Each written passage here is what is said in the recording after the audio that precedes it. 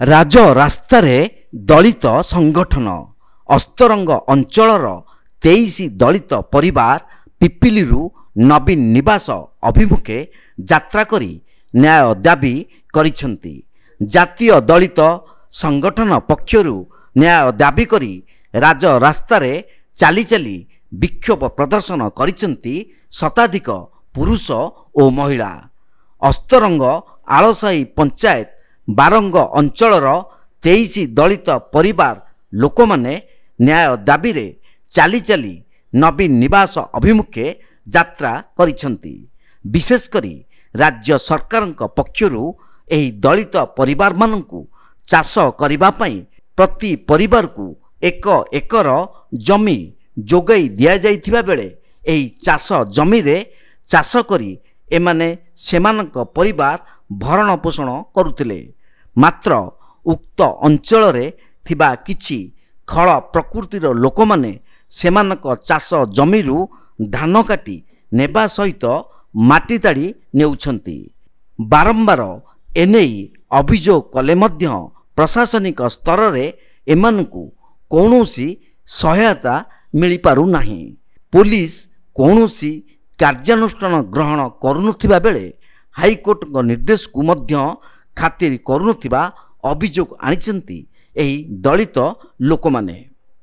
ପ୍ରଶାସନିକ ନିଷ୍କ୍ରିୟତା ଯୋଗୁଁ ଖଳ ପ୍ରକୃତି ଅତ୍ୟାଚାର ଦିନକୁ ଦିନ ବଢ଼ି ଚାଲିଛି ବୋଲି ଅଭିଯୋଗ କରିଛନ୍ତି ଏହି ଦଳିତ ଲୋକମାନେ।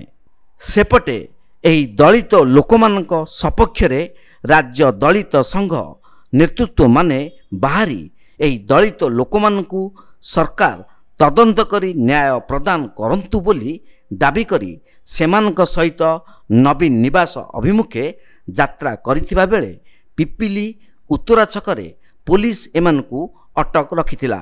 କମିଶନରେଟ ପୋଲିସ ଓ ପିପିଲି ପୋଲିସ ଏହି ଆନ୍ଦୋଳନକାରୀଙ୍କ ସହିତ ଆଲୋଚନା କରି ଏମାନଙ୍କ ଅଭିଯୋଗ ମୁଖ୍ୟମନ୍ତ୍ରୀଙ୍କ ଦୃଷ୍ଟି ଆକର୍ଷଣ କରାଯିବ ବୋଲି ପ୍ରତିଶ୍ରୁତି ଦେବା ପରେ ଆନ୍ଦୋଳନରୁ ଓହରିଥିଲେ ଏହି ଦଳିତ ଲୋକମାନେ।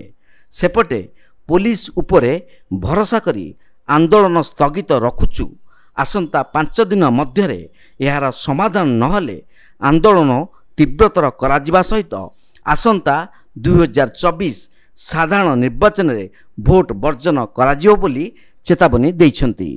ଆଜି ସେମାନେ କହୁଛନ୍ତି ଯେ ଖରାରେ ପକେଇ ଗଲେଣି, ତାହାସି ଗଲେଣି। ସେମାନେ ଜାଣିନାହାନ୍ତି ଏ ଯୋଉ ଦଳିତ ଲୋକ ଏମାନଙ୍କର ଜନ୍ମ ଖରାରେ, କର୍ମ ଖରାରେ, ଖାଇବା ଖରାରେ, ପିଇବା ଖରାରେ, ସବୁବେଳେ ଖରାରେ ସହି ପୁରା ଅଛନ୍ତି। ଠିକରେ ଇଏ ଯିବେ, କିନ୍ତୁ ଯଦି ତାଙ୍କ କଥା ସତ ହୁଏ ୟାପରେ ପୁଣି ନବୀନ ନିବାସକୁ ଆମେ ଯିବୁ। 5 ଦିନ ଭିତରେ ଦାବି ପୂର୍ଣ୍ଣ ନହେଲେ ନବୀନ ନିବାସ ଯିବୁ।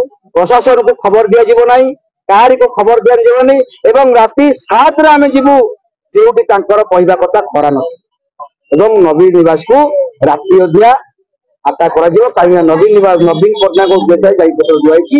ଏମାନେ ଗରିବ ଲୋକ। ତାପରେ ଏମାନଙ୍କ ତରଫରୁ ହେଲା ଆସନ୍ତା 2024ରେ ଏମାନେ ଭୋଟ ବର୍ଜନ କରିବେ ଯଦି ନ୍ୟାୟ ନ ପାଆନ୍ତି ଏବଂ ତୁଷାରକାନ୍ତି ବେହେରାକୁ ଅସ୍ତରଙ୍ଗରେ ଘୋର ବିରୋଧ କରିବେ। କାହିଁକି ନା ତୁଷାରକାନ୍ତି ବେହେରାଙ୍କ ମାମୁଁ ହିଁ ମାଟି ଚୋରି କରୁଛନ୍ତି। ଯଦି ଅସ୍ତରଙ୍ଗରେ ଅଛି 80% ଭୋଟ SC/ST ର, ମାତ୍ର 20,000 ଭୋଟକୁ ସେ ସପୋର୍ଟ କରୁଛନ୍ତି। 60,000 ଭୋଟ ରହିଲା।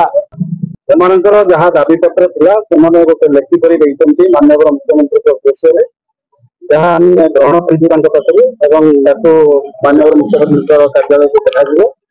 ତାଙ୍କର ଯାହା ଦାବିପତ୍ର ଥିଲା ଲୋକାଲ ଏସଡିପିଓ ମଧ୍ୟ ଥିଲେ ପିପିଲିର, ସେମାନଙ୍କ ସହିତ ଆମେ କଥାବାର୍ତ୍ତା କରୁଛୁ। ଇମିଡିଏଟଲି ତାଙ୍କ ଦାବି କିଛି ପୂରଣ ହବ ଏବଂ ଯାହା ଦାବି ଅଛି ତାର ତଦନ୍ତ କରାଯାଇ ପୂରଣ ହବ। ବ୍ୟୁରୋ ରିପୋର୍ଟ, ତୀର୍ଥକ୍ଷେତ୍ର ଲାଇଭ୍।